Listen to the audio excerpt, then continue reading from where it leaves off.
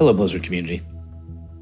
As we look toward the end of a very unusual year, I wanted to pause and connect with everyone briefly as we're unable to have our physical BlizzCon experience this year.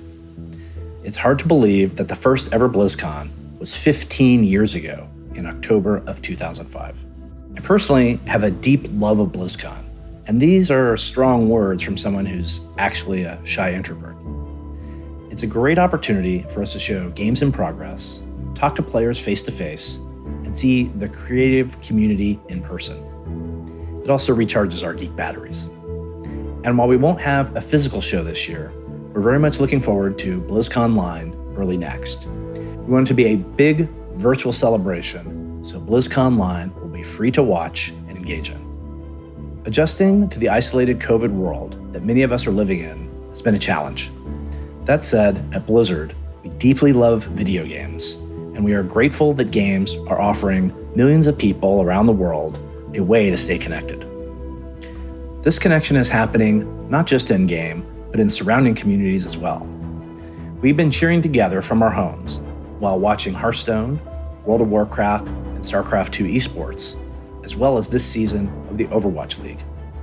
We held the grand finals in Seoul, Korea last month, and it was the most watched Overwatch League match of all time. Congrats again to our first back-to-back champions, the San Francisco Shock.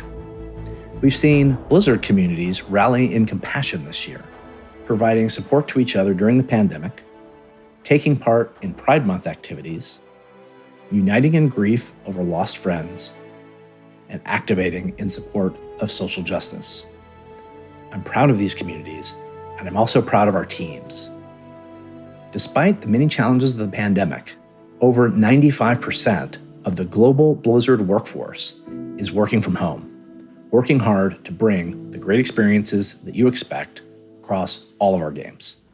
Speaking of games, we recently announced our new Shadowlands release date, and we're looking forward to getting the game in your hands on November 23rd. Delaying the release was a difficult decision, but we felt it was the right one. We appreciate the positive feedback that we've received on this news. The team is currently pouring a lot of love into bringing the best experience possible. Until then, Shadowlands pre-patch is live, where you've been exploring our revamped character leveling, the new player experience on Exile's Reach, and perhaps most importantly, getting all those hours at the barbershop out of the way with new character customization. So far, you have completed over 10 million visits. For WoW Classic, we've announced Naxxramas, the storied 15 boss and final raid from this era, will go live in December. Kel'Thuzad is personally one of my all-time favorite bosses in WoW. It looks like you're preparing for this event.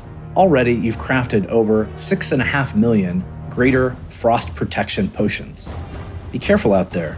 We've already seen 9 billion ghosts and wisps from WoW Classic this year.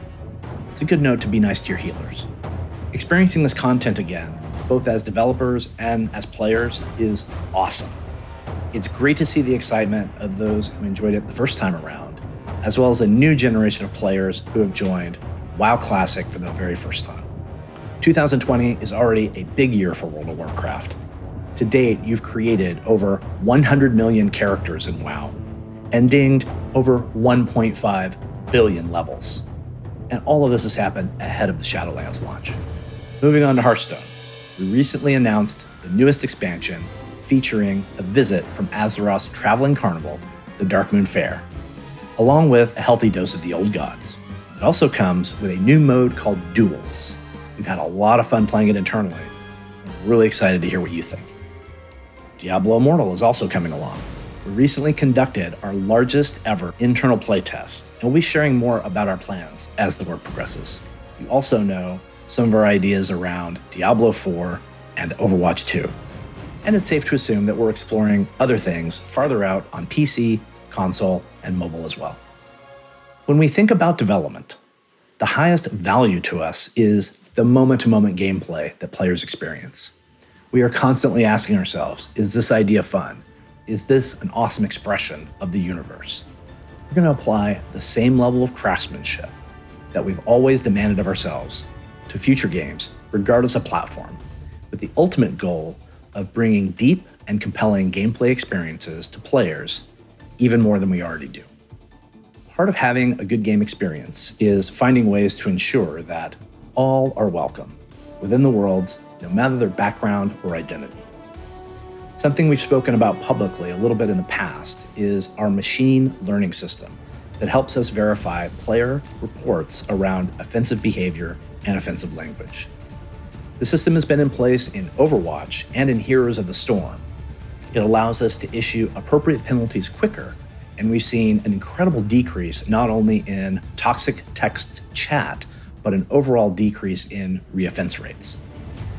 A few months ago, we expanded this system into World of Warcraft's public channels, and we've already seen a decrease in the time disruptive players stick around by half, and we're continuing to improve the speed and the accuracy of this system. In Overwatch, we recently increased the severity of penalties and have implemented improved profanity filter options, giving you, the player, more control. You can choose 3 different levels of accepted language, and you have the ability to customize those settings as well. These are small steps, but they can add up to lasting change. Combating offensive behavior and encouraging inclusivity in all of our games and our workplaces will always be an ongoing effort for us. Games have been a home to many of us for many years, and they, as well as the community surrounding them, are worth protecting. In February, we'll be celebrating our 30th anniversary as a company. 30 years is a long, long time in video game years. Through it all, we've explored and pursued many different gaming experiences to keep up with not only the creativity of our teams, but also the interests of our players. You don't survive long in the video game world without adapting, and you don't survive without people who believe in you, celebrate with you when you get it right. We'll be doing our best to get it right for the next 30 years and beyond. And I want to thank everyone in the community for their continued enthusiasm. February is also when we'll be holding BlizzCon Live. We're very much looking forward to channeling as much of the BlizzCon spirit as we can into an online virtual celebration. The communities across these games are really at the heart of everything that we do. And so in addition to sharing our latest news, we're also really excited to be spotlighting the very creative community contest submissions and connecting with everyone again, albeit virtually this time around. Until then, stay safe, wear a mask, wash your hands, be good to each other. This is the way. Taro Adun, friends.